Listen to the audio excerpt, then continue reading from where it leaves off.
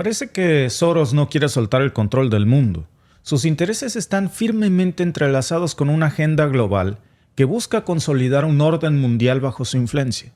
Soros, como todos sabemos, es una figura muy controvertida no solamente por su vasta fortuna, sino porque también la utiliza para influir en el mundo entero con políticas públicas en diversas naciones, controla agendas, controla inversiones, controla incluso, se habla de especulaciones financieras, quita y pone gobiernos a su conveniencia y a través de su fundación, Open Society Foundation, y de otras donaciones masivas, ha sido acusado de desestabilizar economías enteras, de financiar revoluciones de colores, de manipular procesos electorales en muchos países del mundo, de promover agendas globalistas que erosionan la soberanía nacional de muchas potencias, y su influencia es tan grande que muchos lo consideran ser el responsable de agravar las crisis migratorias y de muchos otros conflictos en el mundo. La mayor amenaza para esa agenda que dirige Soros no es otra hoy más que Donald Trump. Con su enfoque nacionalista y esta promesa de América primero, pues Trump representa todo lo contrario a lo que Soros está promoviendo y controla. Trump busca fortalecer sus fronteras, busca reducir la influencia extranjera, busca devolver el poder de la economía estadounidense en lugar de un poder global, de un poder de una economía globalista, y es una postura que desafía directamente pues esa visión globalista de Soros, que ha trabajado muchísimo, ha hecho esfuerzos muy duros para construir un mundo, dice él, más interconectado, pero la realidad es que es más controlado por las élites. Esta lucha entre estos dos grandes titanes, uno a favor del globalismo, otro a favor del nacionalismo, hoy tiene precisamente un choque de poderes en Estados Unidos. ¿Quién es realmente George Soros? Para los que no sepamos porque se han escuchado tantas cosas, vamos a explorar un poco quién es este personaje tan influyente y controvertido y cómo hoy amenaza de frente a la llegada de Donald Trump. Nació en 1930 en Budapest, esto fue en Hungría.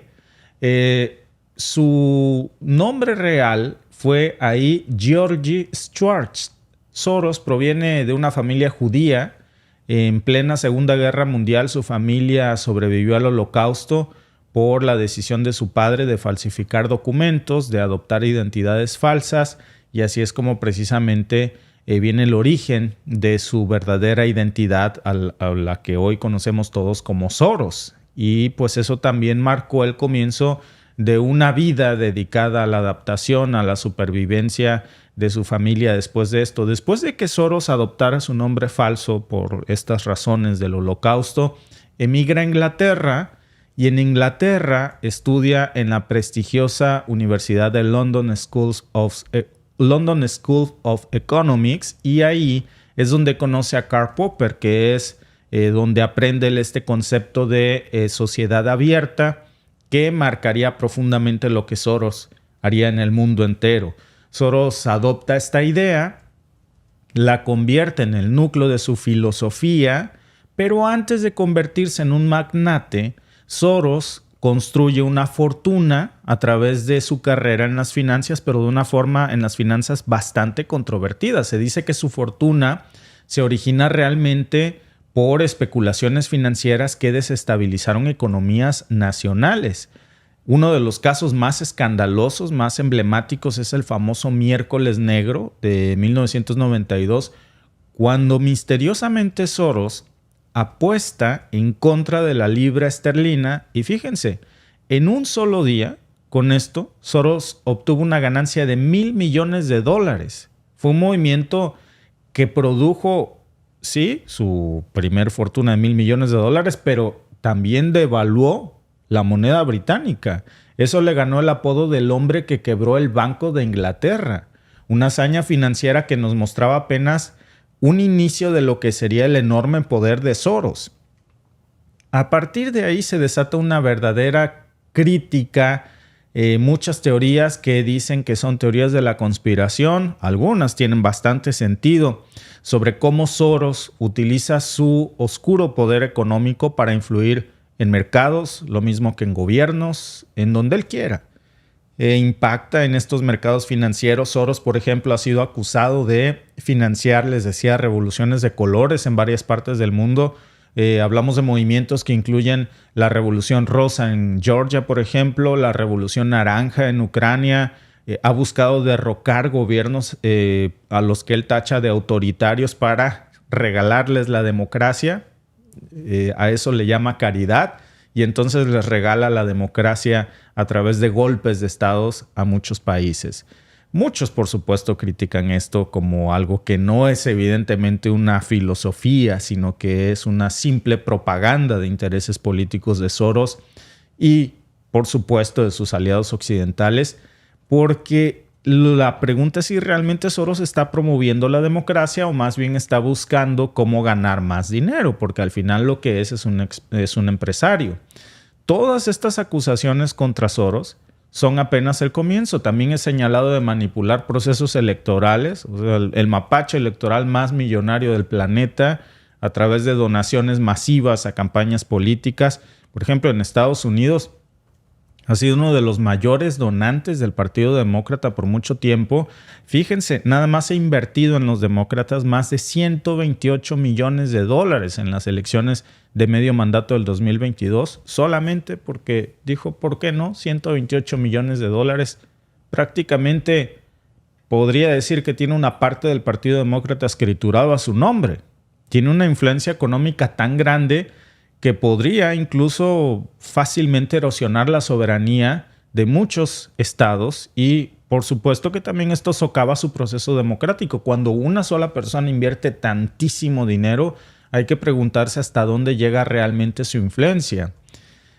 Detrás de esta influencia está precisamente su agenda mundial que está imponiendo con éxito, que es una agenda globalista. Soros ha tratado de tener esta idea que recuerdan ustedes que les platicaba yo que obtuvo desde la universidad de un solo gobierno mundial. Políticas que muchos consideran una amenaza a las soberanías nacionales y para eso básicamente hace esta fundación de Open Society Foundation, que lo que hace es apoyar causas que incluyen la inmigración masiva, la legalización de las drogas, mientras sus defensores dicen que estas causas promueven la justicia social, pues sus detractores más bien ven que detrás de esto hay una oscura agenda que desestabiliza lo mismo países que sociedades y las deja hundidos en un caos, siempre que haya una ganancia económica de por medio. Un ejemplo muy claro de esto es su papel en la crisis migratoria europea, por ejemplo. Soros ahí, fíjense, por todo el mundo ha dejado un legado.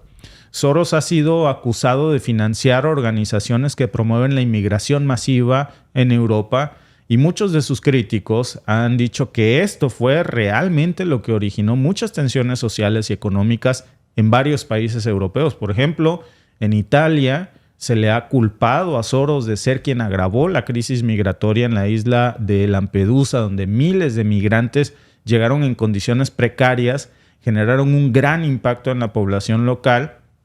¿Y cómo hizo su fortuna Soros? Pues además de estas especulaciones financieras dudosas que yo les comentaba, muchos rumoran que parte de su riqueza, porque no nació con esto, sino que esta riqueza viene de actividades que no son tan transparentes, actividades obscuras. No hay pruebas concretas que respalden estas teorías, pero se ha especulado que Soros ha utilizado información privilegiada y que ha maniobrado financieramente con esto para aumentar su fortuna. Estas acusaciones son muy difíciles de verificar, pero han contribuido a tener esta percepción de que Soros es un titán financiero con muy pocos escrúpulos y con el control de su imperio financiero ahora en manos de su hijo Alexander Soros, pues la influencia de la familia Soros sigue siendo muy importante. Alexander ha continuado apoyando las mismas causas que su padre y su respaldo, adivinen a quién es. Pues ayer lo anunciaba después de que le dijeran a Biden renuncia porque ya no eres de nuestro agrado. Llega Kamala Harris y aquí vemos cómo está el hijo de Soros, de George Soros, Alex Soros, anunciando la llegada de Kamala Harris, dándole el espaldarazo. No es una especulación nuestra. Elon Musk criticó abiertamente a Soros y a su hijo, dijo que es la próxima marioneta, o sea, sugirió que su familia usa la fortuna que tiene para manipular el destino de los Estados Unidos, y a esto hay que sumarle la reciente renuncia de Biden de la carrera presidencial y el respaldo de los Soros ahora a Kamala Harris. Esto es un claro indicio de cómo están moviendo sus hilos detrás de bambalinas. Biden con su tambaleante apoyo a Israel, a veces sí y a veces no, con las acciones de Netanyahu que ha desaprobado en alguna u otra ocasión Biden, que le ha temblado la mano para condenar de lleno a Netanyahu y a veces en las Naciones Unidas ha dado estos bandazos, pues perdió el favor del judío más poderoso del mundo, de George Soros, quien no le perdonó a Biden esta debilidad. Y seguramente eso fue lo que terminó costándole a Biden su propia renuncia. Así de grande puede ser el poder de Soros, incluso la imposición ahora de Kamala Harris como candidata, el respaldo público de ayer de Alex Soros a su candidatura, pues nos muestra que el poder de esta familia es grandísimo. Y no es solamente mi especulación, repito, Elon Musk criticó ayer abiertamente a los Soros. Dijo que se refirió a esta fotografía que están ustedes viendo en pantalla de Kamala Harris con Alexander Soros como la próxima marioneta. Con esto lo que quiere decir es que la familia Soros está manipulando el escenario político. Y miren, mágicamente, después de esta fotografía, del anuncio de la retirada de Biden y después de que el hijo de Soros se tomara esta imagen con Kamala Harris, pues mágicamente hoy se despierta Kamala con una suma multimillonaria en recaudaciones mágicas. En solo 24 horas, su campaña recaudó más de $80 millones. Es una cifra récord.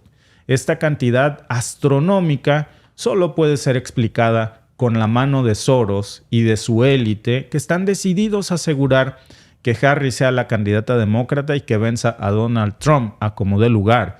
Es una recaudación sin precedentes en los Estados Unidos que no solo subraya el poder financiero que hoy está recibiendo Kamala Harris, sino también la urgencia de los Soros por mantener el control, el poder de los Estados Unidos en sus manos para su agenda. Y la pregunta que hoy debemos hacernos es ¿qué impacto va a tener esto en la soberanía, no solo de los Estados Unidos, sino del mundo entero? Estamos viendo un mundo donde hoy las decisiones ya no se toman en función de los votos de los ciudadanos, sino de la agenda globalista dictada por unos cuantos poderosos como George Soros.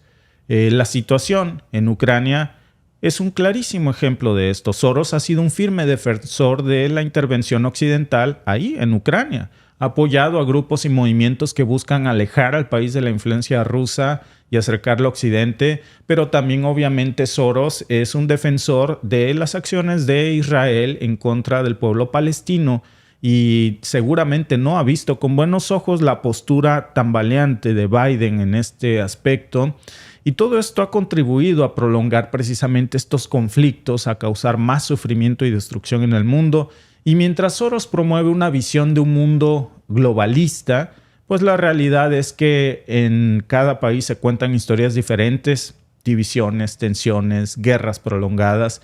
Y en este contexto, la figura de Donald Trump es una verdadera amenaza para la agenda de Soros porque con este enfoque de Make America Great Again, desafía la narrativa globalista, busca devolverle a los Estados Unidos pues su influencia en manos de ellos y no en manos de élites extranjeras, y este posible regreso al poder ya es visto con mucha alarma por los Soros, que temen que sus décadas de trabajo sean desechadas por un líder que no comparte esa visión. Entonces, yo creo que la pregunta es ¿qué nos depara ahora el mundo con la llegada de Kamala Harris frente a Donald Trump, con un Soros aún tirando de los hilos detrás de bambalinas, con un Trump preparándose para una posible vuelta al escenario político global en la Casa Blanca? Estamos a punto de ver una lucha de titanes que va a definir el rumbo de las próximas décadas. ¿Vamos a ver un resurgimiento del nacionalismo y de la soberanía nacional o vamos a ver la consolidación de una agenda globalista que controla esta pequeña y retorcida élite? Pues solo vamos a tener que esperar unos cuantos meses, Alba, para descubrir qué es lo que va a pasar. Pues sí, sobre todo porque recuerdan que cuando Biden ganó las elecciones hubo muchos rumores y hubo muchas inconsistencias en ese conteo de votos, porque justo los que somos de México sabemos cómo antes el PRI metía mano en los comicios electorales, cómo se caía el conteo de votos rápidos, el famoso PREP, como le llamamos en México, y justo así le pasó en la madrugada en varios estados a Estados Unidos. Entonces dices, no nada más pasa en México y en Latinoamérica, también pasó en Estados Unidos. Mismo Donald Trump hizo muchos señalamientos de que le habían robado la elección. Sí. Y dices... En la pasada. En la pasada, sí, claro, por eso estoy... Sí. Vámonos de atrás para adelante. Y te das cuenta, dices, tiene sentido. Ahora, el número récord de Kamala que recaudó... Bueno, ese dinero ya estaba. ¿Te acuerdas también que antes de que le diera COVID, y vamos a decir COVID entre comillas, al presidente Biden, lo amagaron con 80 y tantos millones de dólares sus principales benefactores? No se los estaban dando porque querían que dimitiera. Curiosamente, días después le da el COVID, se tiene que quedar en su casa de Delaware, presenta síntomas muy leves, todo está muy bien. Sube Kamala a la candidatura y ¡pum! Mágicamente están los 80 y tantos millones que le habían quitado a Biden, están en la cuenta de Kamala para la campaña. O sea, el dinero estuvo siempre ahí. Lo único era que Biden no lo iba a poder tocar. Necesitaban que estuviera Kamala. Llega el otro pues para pasarle la agenda. Y justo le decía yo a Víctor, y es que la maquinaria ya está en todo su esplendor en Estados Unidos.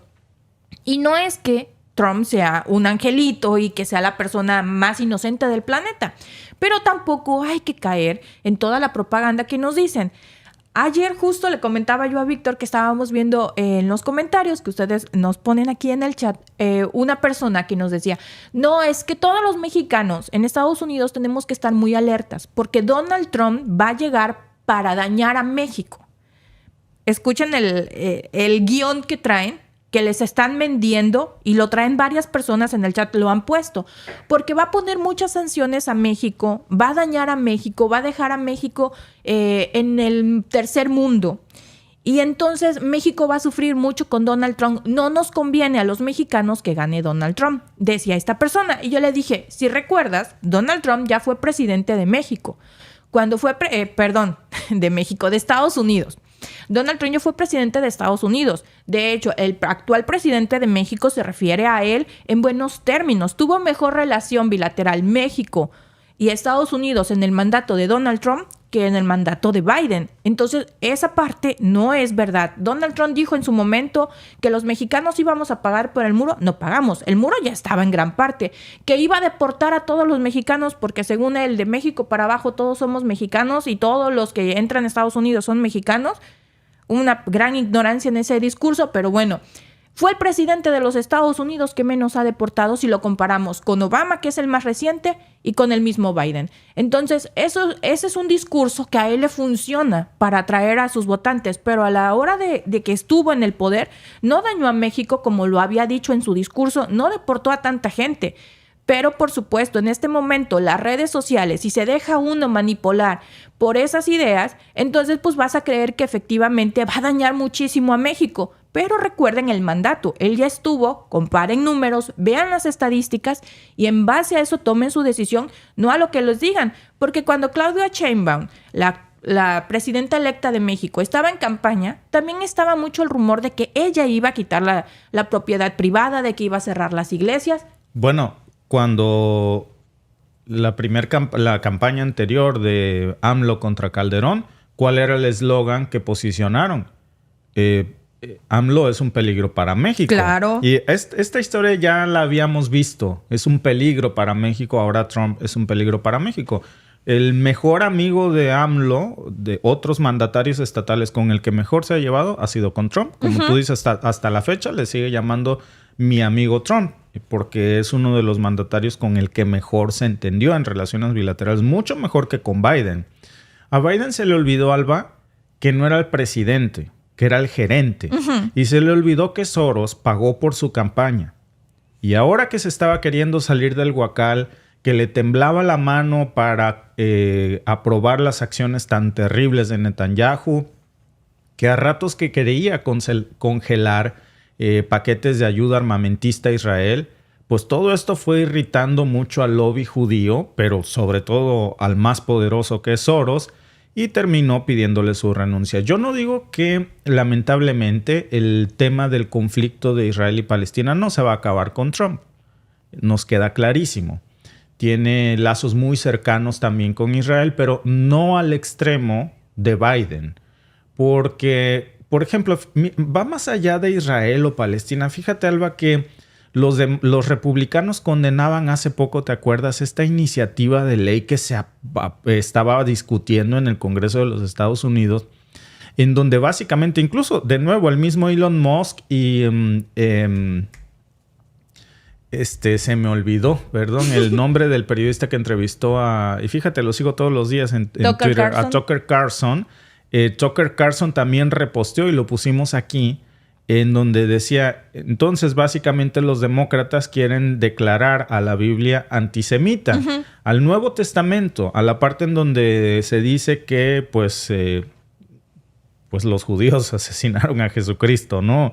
Y entonces querían suprimir esa parte porque decían que ese es un enfoque antisemita y que ese tipo de textos contribuyen al discurso de odio al pueblo judío. Nada que ver.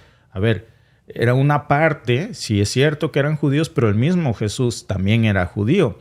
Más allá que meternos en estos debates religiosos, pues recordemos que Trump es cristiano.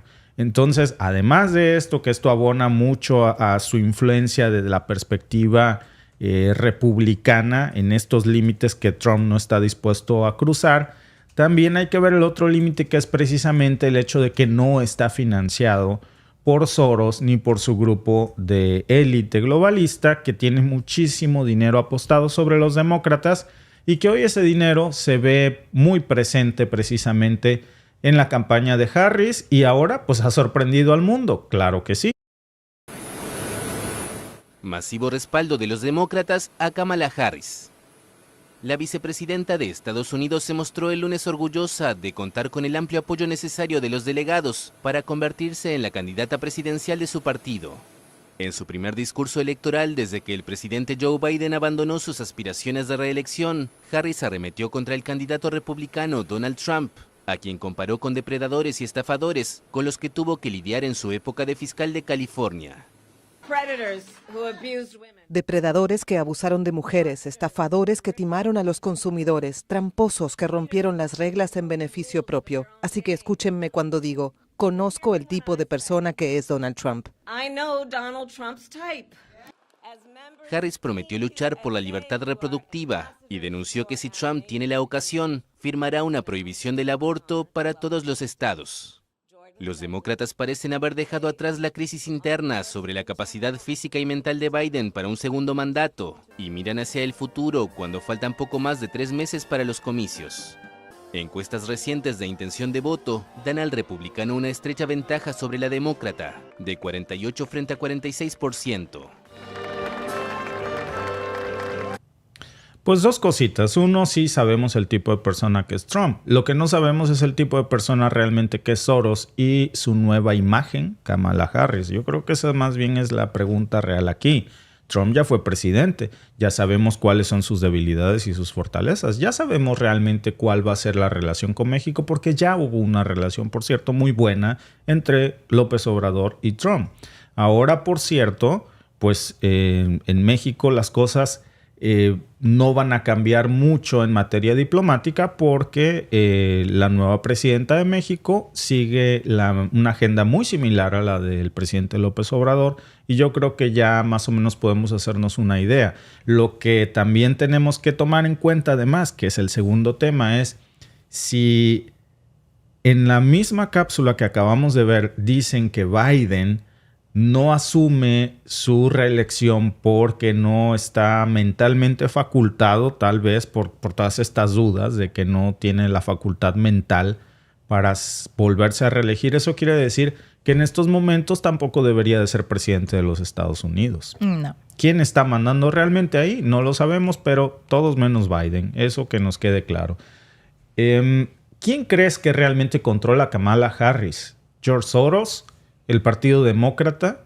o sus propias decisiones. Los invitamos a votar en nuestra encuesta. Así es. No, a mí me llama la atención. ¿Se acuerdan que ya se los había dicho? Lo que tiene que hacer Kamala Harris, pues es un golpe de timón en cuanto a su discurso y a tratar de convencer al pueblo, pues de que ella no es como Biden, a pesar de que es su vicepresidenta y que ella no tomaba las decisiones que estaba tomando Biden. Ahorita en este discurso que dice, no, voy a abogar por los derechos de reproducción porque Trump va a poner el aborto. Bueno, se le olvida, va a prohibir el aborto. Se le olvida a la señora Kamala Harris que uno de los principales que ha coartado los derechos reproductivos de las mujeres en Estados Unidos ha sido Biden. Su administración donde Kamala cobra. Exactamente. Entonces ahora viene a querer dar la vuelta para decir que es de Donald Trump. No estoy diciendo que no lo va a hacer, pero tiene que entonces desligarse y decir, no estuve de acuerdo con las decisiones que tomó el presidente y es por eso que yo voy a tomar otro camino. Ahora, pero no puede echarle la culpa al de hace 3 años. Porque claro, las decisiones actuales las tomó Biden. Y mira, podemos estar de acuerdo o no con el tema de los derechos reproductivos, pero yo prefiero una persona que dice, como Trump, yo soy cristiano y yo con eso no voy y sabes que no va, a una persona como Kamala que te dice que con eso no va y a la hora de la hora no hace lo contrario, porque durante esta administración vimos totalmente un discurso muy diferente al que hoy está hablando. Como tú dices, la vemos hablar y decimos, ¿de qué estás hablando, Kamala?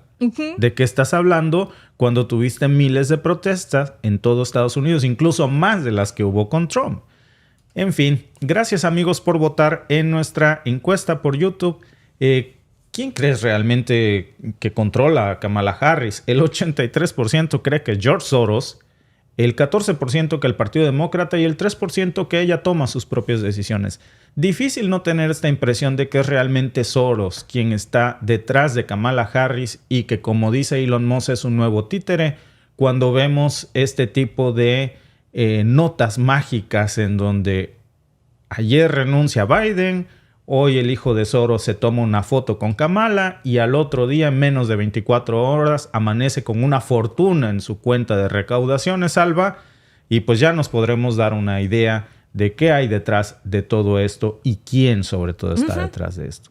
Gracias por vernos. Si te ha gustado este clip, síguenos en vivo para ver nuestro programa completo de lunes a viernes en nuestros canales de YouTube y Facebook. Suscríbete, comparte con tus amigos y déjanos tus comentarios. Te esperamos en vivo.